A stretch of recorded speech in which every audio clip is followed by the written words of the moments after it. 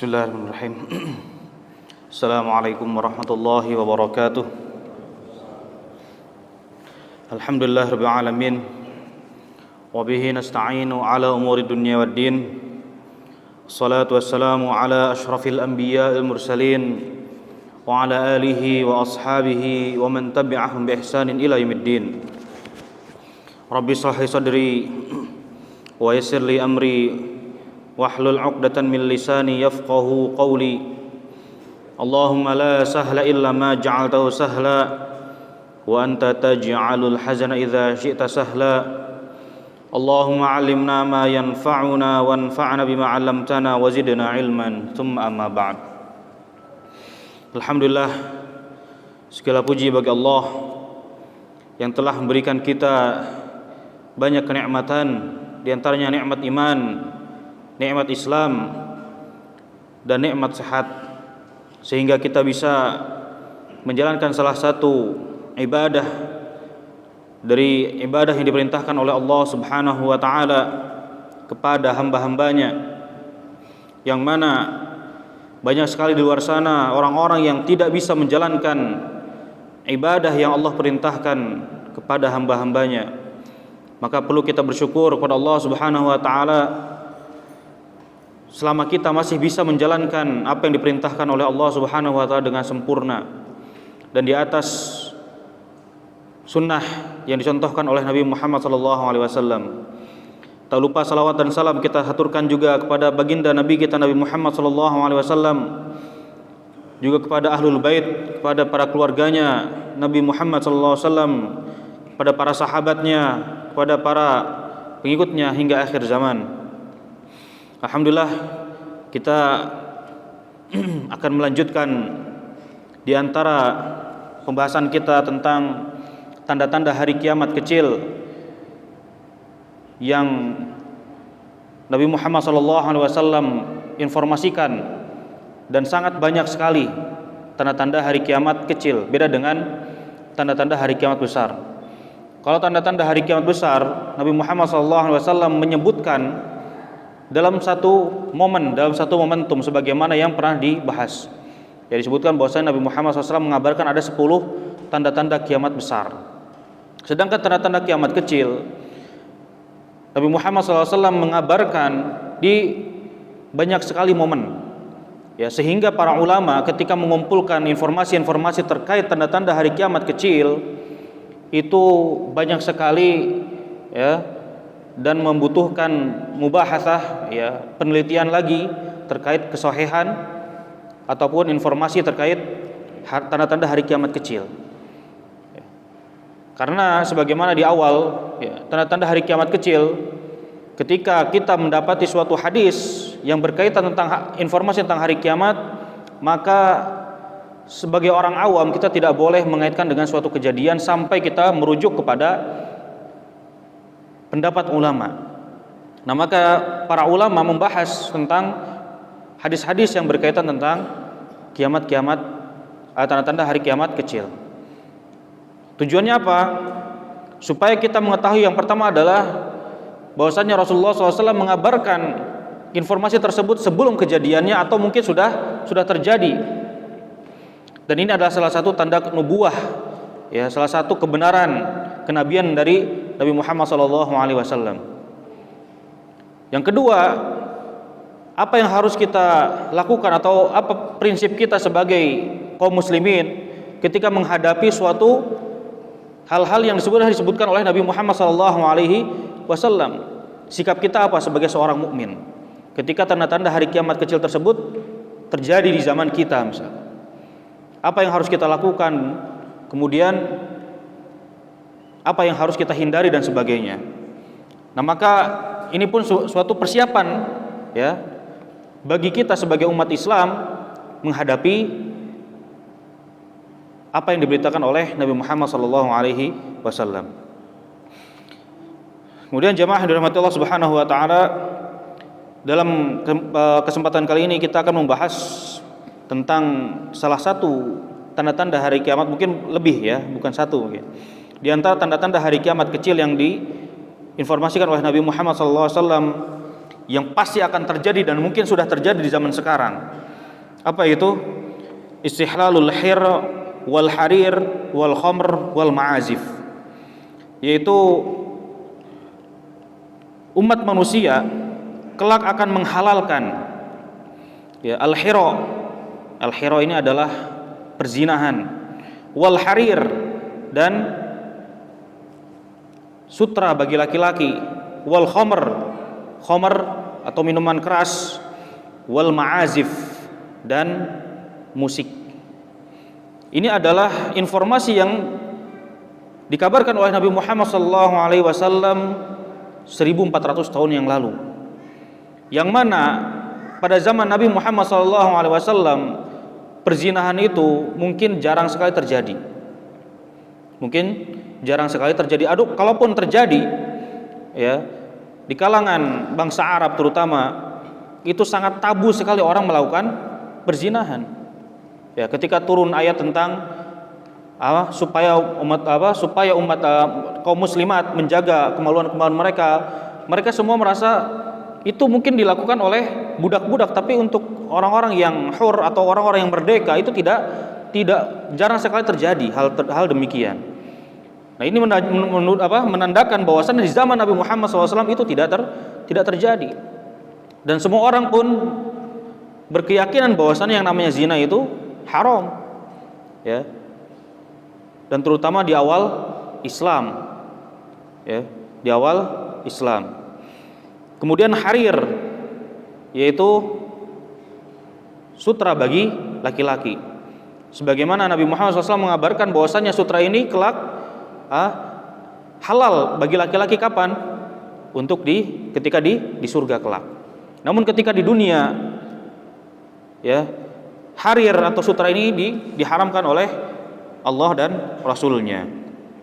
Kemudian juga khamr, ya, sebagaimana Nabi Muhammad SAW pun mengharamkan khamr, ya. Ketika Nabi Muhammad SAW mengabarkan tentang khamr itu ada tahapan-tahapannya. Sebagaimana dulu, ya, khamr ini di kalangan bangsa Arab atau mungkin orang zaman dulu itu seperti kalau kita sekarang mungkin seperti teh. Ya, setiap orang yang datang itu disuguhi khamr. Sampai Allah Subhanahu wa taala, ya, di akhir penetapannya adalah mengharamkan khamr. Tahapan pertama adalah ketika orang-orang bertanya tentang khamr dan maisir, tentang judi. Ya. Suatu hal yang buruk itu pasti fitrah seorang manusia itu pasti mengingkarinya. Suatu hal yang buruk, suatu hal yang menimbulkan dosa, pada hakikatnya itu akan menimbulkan suatu kegatalan di dalam dada. Sehingga pada saat itu, walaupun orang-orang melakukan seperti hal-hal yang biasa, ya, khamr itu ditanyakan kepada Nabi Muhammad SAW. Yas'alunaka 'anil khamri wal maisir. Mereka bertanya tentang khamr, khamr dan maisir, ya. Kemudian yang pertama ayat turun adalah qul fihi ma itsmun kabir wa manafi'u lin-nas wa itsmuhuma akbaru min naf'ihima. Ya, Nabi Muhammad atau Allah Subhanahu wa taala di antara hikmahnya dalam berdakwah, dalam menurunkan suatu syariat, ya, itu tidak langsung mengharamkan, tapi dibuat umat manusia pada saat itu berpikir, ya. Ketika orang bertanya tentang khamr dan maisir, di situ ada keburukan dan juga ada kebaikan. Akan tetapi kata-kata di dalam Al-Qur'an wa itsmuhuma akbaru min naf'ihima. Sedangkan madharatnya, sedangkan bahayanya itu lebih besar daripada manfaatnya. Ya, semua orang mengakui hal demikian. Iya. Ya, betapa banyak kejadian suatu kejahatan, suatu yang tidak diinginkan, ya, itu disebabkan oleh khamr, ya, karena menghilangkan akal, ya, menutup akal. Ketika seorang sudah mabuk, maka dia tidak sadar apa yang ia lakukan. Bahkan orang bisa melakukan suatu perzinahan atau bahkan membunuh, ya, karena khamr, padahal dia bukan orang yang pezina misalkan. Sebagaimana dalam satu kisah tentang Israel, tentang Bani Israel yang terjadi, seorang yang ditawarkan tentang diberikan pilihan antara khamr atau membunuh atau zina. Ya, ketika orang tersebut memilih khamr, maka setelahnya melakukan dua hal yang lainnya. Nah, ini disebutkan bahwasannya khamr ini madorotnya, bahayanya itu lebih besar daripada manfaatnya, dan semua orang mengakuinya. Ya, manfaatnya apa? Manfaatnya itu misalkan katanya itu membuat badan hangat dan sebagainya. Padahal ada minuman lain yang sebagai solusi yang halal. Ya, misalkan wedang, jahe, atau ronde dan sebagainya kalau di Indonesia. Ya. Nah, ini ya tahapan pertama. Kemudian tahapan kedua, ya, ketika umat manusia sudah bisa berpikir perbedaan antara yang baik dan yang buruk tentang khamr, kemudian turunlah ada suatu kejadian dulu. Ya, ketika itu ada orang yang imam, ya, sholat kemudian membaca Al-Fatihah sampai 3 kali, itu ngawur lah intinya. Ketika sholat ngawur. Karena apa? Karena minum khamr. Akhirnya apa? Turunlah ayat tentang ya ayyuhalladzina amanu la taqrabus sholata wa antum sukara hatta ta'lamu ma taqulun. Wahai orang beriman, ya, janganlah engkau mendekati sholat dalam keadaan mabuk. Ya. Sampai engkau mengetahui apa yang engkau ucapkan. Nah, ini adalah pendidikan dari Allah Subhanahu wa taala untuk pengharaman khamr sebelumnya. Dilatih. Setelah berpikir kemudian dilatih supaya apa? Supaya orang-orang itu meninggalkan secara perlahan. Ya, yang namanya orang dulu biasanya yang namanya minum khamr itu mungkin setelah selesai pekerjaan sore atau dan sebagainya. Ya. Karena kalau siang mereka bekerja, ya nggak mungkin mabok-mabokan. Kemudian ketika mulai menjelang sore, akhirnya apa? Mereka minum. Dan ketika maghrib dan isya itu waktunya sangat berdekatan. Akhirnya mereka mengurangi, ya, kebiasaan minum khamr. Ya, ketika umat Islam sudah siap untuk meninggalkan khamr dengan seutuhnya, kemudian turunlah ayat tentang pengharaman khamr.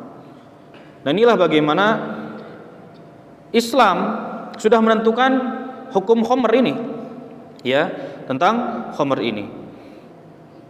Kemudian selanjutnya juga tentang wal ma'azif adalah alat musik. Rasulullah menyampaikan tentang hal-hal yang diharamkan. Ya, yang pertama adalah tentang zina, kemudian tentang sutra bagi laki-laki, kemudian tentang khamr, setelahnya adalah alat musik. Dan ini menunjukkan bahwasannya alat musik itu, ya, di zaman Rasulullah SAW itu diharamkan. Ya, diharamkan. Lalu kenapa ada orang yang mengatakan boleh atau halal? Ya, maka dalam masalah penghalalan yang diharamkan oleh Allah Subhanahu wa taala dan Rasulnya itu terbagi menjadi 2 golongan. Ya. Yang pertama adalah i'tiqadu hil hadhil umur wa annaha laysat haraman. Orang yang mengatakan hal-hal yang tadi itu halal, mereka meyakini bahwasanya hal tersebut adalah halal. Ya, hal tersebut adalah halal. Mereka meyakini bahwasanya itu halal. Jadi belum pernah ada yang menyampaikan, atau mungkin adatnya itu adalah hal yang halal. Golongan yang kedua adalah i'tiyadu fi'liha wa intishariha bainan nas hatta tusbihu la tunkiruha al-alsun walal qulub. Ya, karena kebiasaan dan sudah tersebarnya hal-hal tersebut di antara kalangan manusia, sehingga hal tersebut suatu hal yang biasa terjadi dan tidak ada yang mengingkarinya. Ya, bahkan sampai hati pun ikut menyukai hal tersebut. Ya. Dan itu sudah tersebar di kalangan manusia. Ya. Ini adalah 2 kondisi ketika ada orang yang menghalalkan apa yang diharamkan oleh Allah Subhanahu wa taala. Maka kita bawakan tentang dalilnya dari Abi Amir atau Abi Malik Al-Asy'ari radhiyallahu anhu, anna Nabiy sallallahu alaihi wasallam qala la yakunanna min ummati aqwamun yastahilluna al-hira wal haril wal khamr wal ma'azif wa la yanzilanna aqwamun ila janibi alamin yaruhu alaihim bisarahah lahum ya'tihim ya'ni al-faqir lihajatin fayaqulu irji' ilaina ghadan fayubayyituhum Allah wa yad'u al-ilm wa yamsahul akharin qiradah wal khanazir ila yaumil qiyamah. Kata Rasulullah SAW, ya, beliau bersabda, akan ada dari kalangan umatku, ya, ada sebagian dari kalangan umatku, kata Nabi Muhammad, yastahilun al-hira, mereka akan menghalalkan al-hira, yaitu adalah perzinahan, wal harir, dan sutra bagi laki-laki, wal khamr, dan khamr, wal ma'azif, dan juga alat musik. Kemudian Rasulullah juga menggambarkan akan ada suatu kaum yang mana mereka kedatangan salah seorang fakir dari suatu tempat, ya, kemudian orang tersebut atau kaum tersebut memerintahkan orang fakir tersebut untuk pergi, ya, kemudian disuruh datang lagi besok karena sedang sibuk mungkin mereka itu. Namun apa yang terjadi kemudian ketika dia pulang kembali ke daerah yang mana kaum tersebut sedang melakukan suatu hal yang diharamkan oleh Allah Subhanahu wa taala, ternyata daerah tersebut sudah tertimpa oleh gunung. Ya, tertimpa oleh gunung. Dan orang-orang yang selamat, Allah ubah mereka menjadi qiradah wal khanazir ila yaumil qiyamah, menjadi monyet-monyet dan babi-babi sampai hari kiamat. Ini menunjukkan bahwasannya hal tersebut adalah hal yang diharamkan oleh Allah Subhanahu wa taala, dan bisa jadi bencananya itu akan turun di dunia dan juga di akhirat. Ya, masalah perzinahan ini sebagaimana kita pernah mengetahui, ya, ada di Indonesia suatu daerah, ya, yang mana terkenal dengan desa yang hilang, ya, di daerah Desa Legitan, ya, daerah Dieng situ. Ya, kalau kita dengar kisahnya sebelum hilangnya desa tersebut, ya, desa tersebut ada suatu pesta, ya, ya, yang namanya pesta pasti ada musik, kemudian juga ada mabuk-mabukan dan juga ada perzinahan dan sebagainya. Ya, sampai suatu saat, ya, ketika mereka sudah selesai, ya, ini persaksian orang yang tinggal di daerah situ dekat katanya, itu ketika malam itu tiba-tiba badai dan satu orang pun, ya, dari masyarakat itu tidak ada yang berani keluar dari rumah, ya, sampai gak ada yang berani keluar dari rumah. Karena apa? Karena badai yang sangat besar ketika itu. Nah, ketika di pagi hari itu hening, seperti nggak ada suara sama sekali, kicauan burung atau apapun sama sekali nggak ada suara sama sekali. Ketika mereka keluar dari rumah-rumah mereka, kaget di depan mereka tuh ada gunung yang pindah ke depan mereka. Dan itu ternyata katanya gunung itu, ya, ada gunung di daerah sana, ya, antara gunung ke desa ini ada satu desa lagi sebenarnya itu. Dan desa ini tidak apa-apa, nggak kenapa-kenapa, ya, kayak gunung ini dipotong kemudian ditimpain ke situ. Dan ini kita saksikan, ya, kita saksikan. Nah, inilah akibat dari apa yang mereka menghalalkan apa yang diharamkan oleh Allah Subhanahu wa taala dan Rasulnya.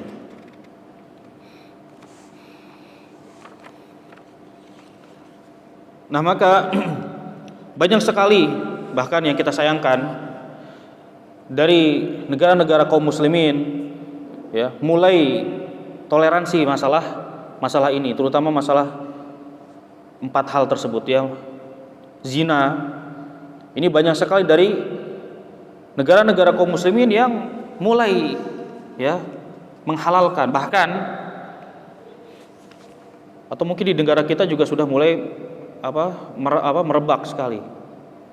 Penyakit ini sudah mulai mengkhawatirkan, ya. Kalau kita lihat informasinya, ya, banyak sekali perselingkuhan, perceraian, ya, jadi diakibatkan ini. Diakibatkan zina, ya. Bahkan juga handphone yang kita punya, yang suka kita bawa kemana-mana, bahkan ke masjid sekalipun, ya, di sini ada suatu wasilah menuju perzinahan, ya. Sekarang sudah ada aplikasinya katanya, ya, sudah ada aplikasinya dan terfasilitasi dan menjadi member dan sebagainya. Nauzubillahi min zalik. Nah, maka ini ya, orang di akhir zaman ya, yang menjaga kemaluannya itu sangat jarang sekali, karena merebaknya suatu perzinahan. Ya, maka kita berlindung kepada Allah Subhanahu wa taala dari bahaya ini. Ya. Kemudian juga masalah khamr, ya, sudah banyak sekali dilegalkan khamr, bahkan ya, sponsor-sponsor sudah mulai muncul, ya, sponsor minuman yang diharamkan oleh Allah Subhanahu wa taala ini sudah mulai jadi sponsor, ya, sudah bermunculan, ya, dan sebagainya.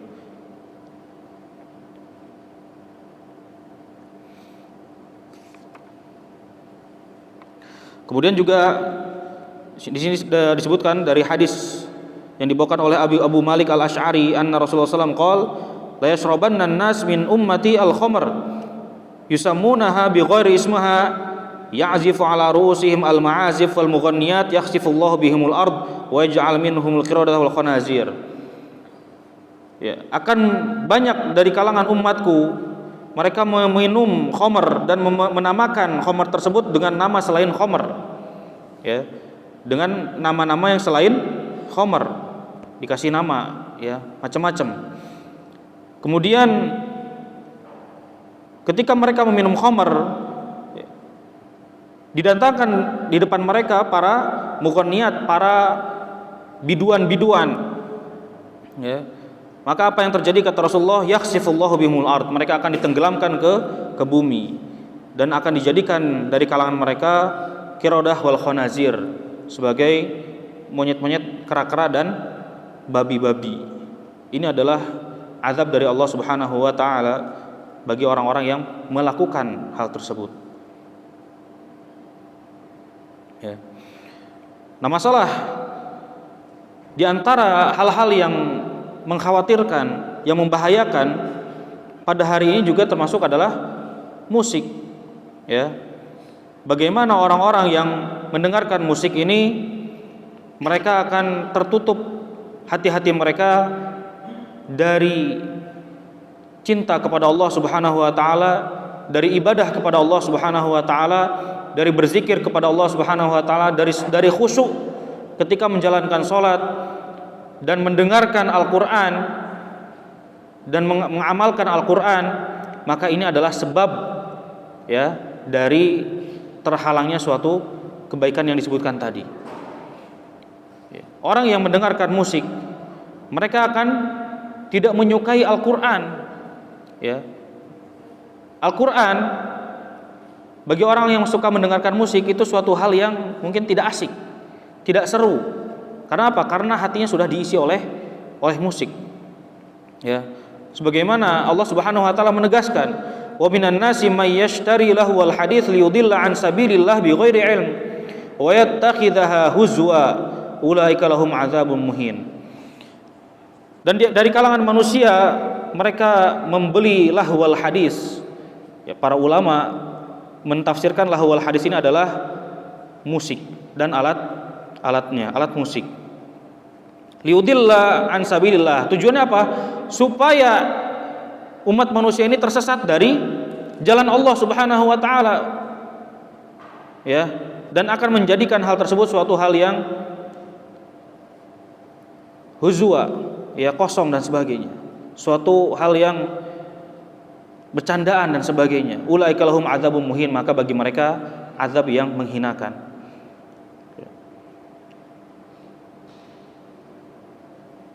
Nah, ini kita lihat bahkan sama juga, ya, aplikasi yang khusus untuk mendengarkan musik, ya, bahkan informasinya, ya, musik ini ternyata mengandung suatu gelombang yang mengkhawatirkan, ya. Jadi anak pernah mendapatkan informasi, ya, qadarullah ada orang yang dia itu ahli dalam masalah gelombang suara.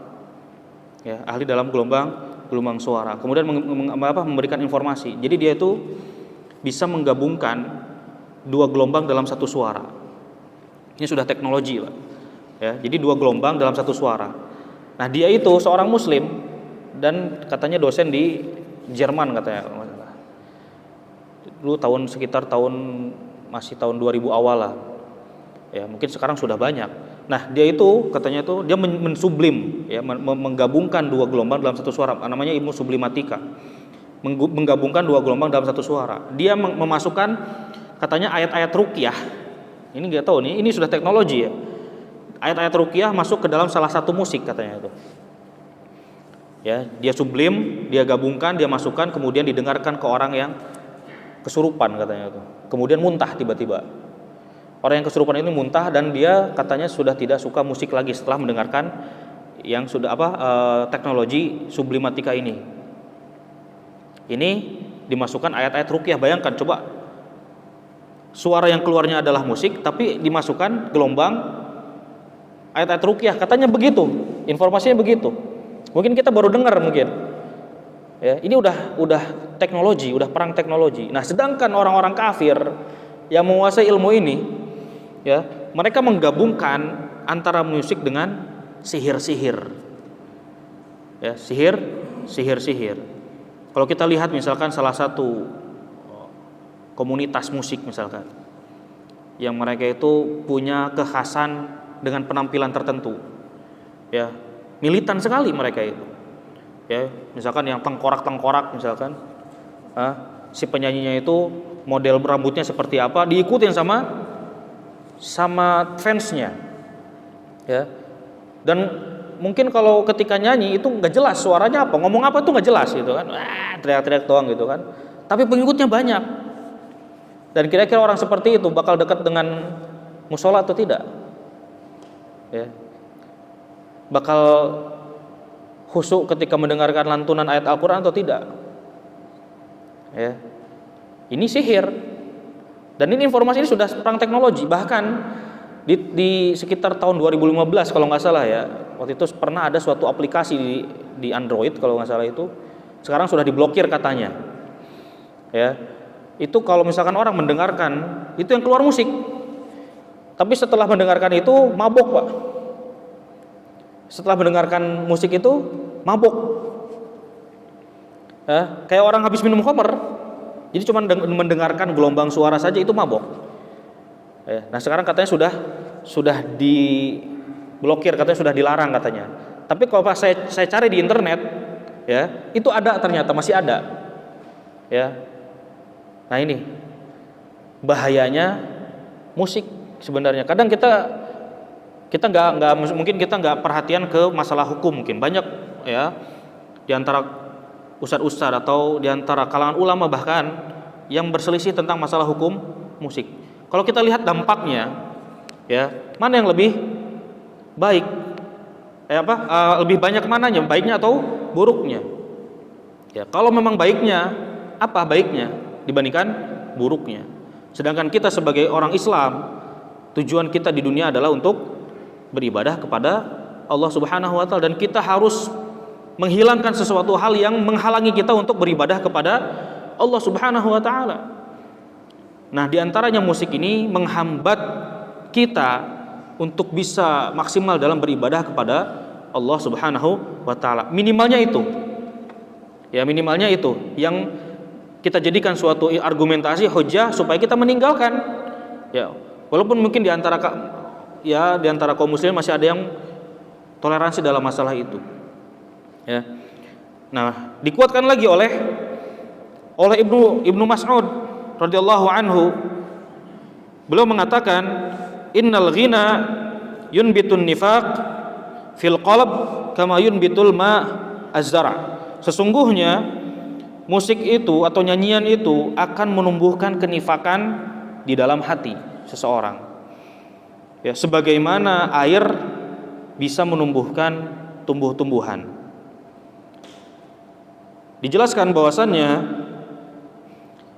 yang dimaksud adalah yunbitu bughdul haq wa karahatul haq, akan menumbuhkan kebencian kepada hal-hal yang hak, kepada kebaikan, wa karahatul haq, dan membenci yang hak, wa taladzuz bil batil.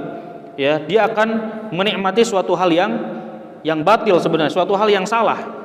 Ya. Wa taladzuz bil fawahish wal munkarat, Ya, orang yang mendengar musik dia akan menikmati suatu hal yang bersifat dosa dan mungkarat. Ya. Yunbitu fil qalb hadza syarr li anna an-nifaq an tudmiru khilaf ma tudhhir hadza al-munafiq. Karena bahwasannya keburukan ketika orang munafik itu, ya, dia akan menampilkan suatu hal yang tidak sesuatu yang dipendam dalam hatinya.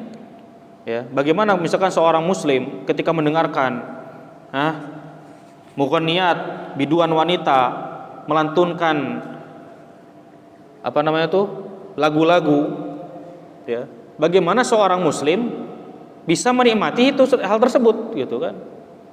Ya, seorang muslim mendengarkan seorang wanita mendayu-dayu suaranya, dinikmatin di telinganya, ya.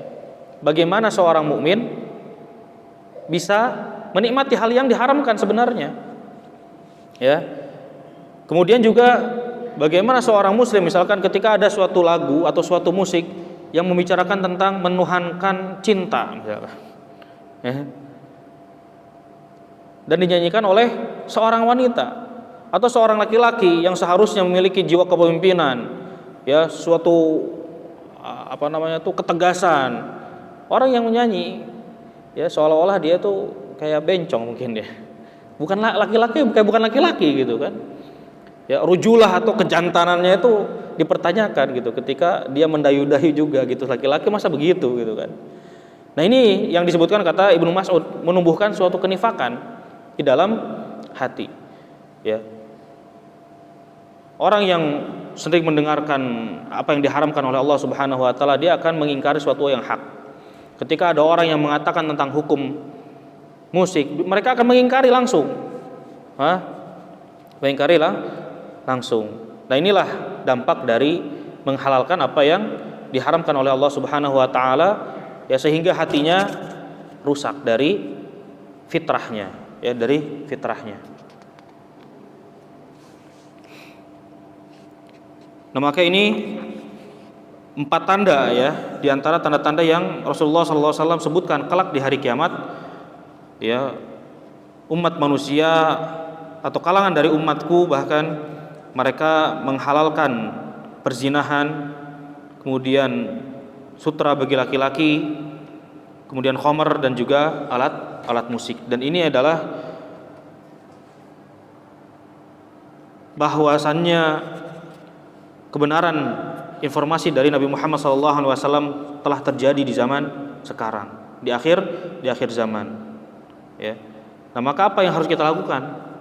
Kita harus kembali lagi merujuk kepada apa yang diperintahkan oleh Allah dan Rasulnya. Apa yang diperintahkan oleh Allah Rasulnya, maka kita harus sebagai seorang mukmin harus mengatakan sami'na wa ata'na, kami mendengar dan kami akan taat. Ya, bukan sami'na wa tunggu-tunggu dulu, ya. Pikir-pikir dulu, enggak gitu, ya. Atau jangan sampai kita sami'na wa asaina, ya, sebagaimana yang dilakukan oleh orang-orang Yahudi, ya. Mereka biasa mengingkari apa yang diperintahkan oleh nabi-nabi mereka, sehingga Allah Subhanahu wa taala merendahkan mereka dari aslinya mereka adalah orang-orang yang dimuliakan sebelumnya ketika mereka bersama nabi-nabi mereka. Sudah masuk waktu Isya. Taib, maka kita cukupkan muhadarah kali ini. Hadza wa sallallahu ala nabiyina Muhammad subhana rabbika rabbil izzati amma yasifun wa salamun alal mursalin walhamdulillahi rabbil alamin.